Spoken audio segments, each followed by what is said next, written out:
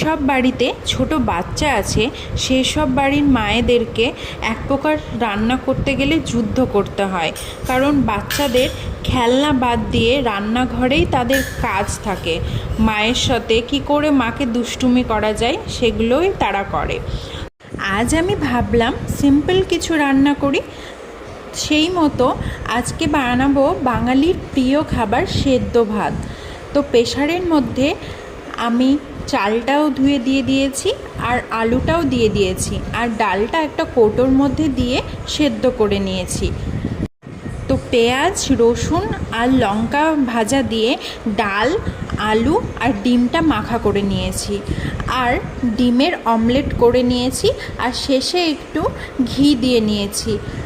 Ready হয়ে গেল আজকের লাঞ্চের থালি সেদ্ধ ভাত।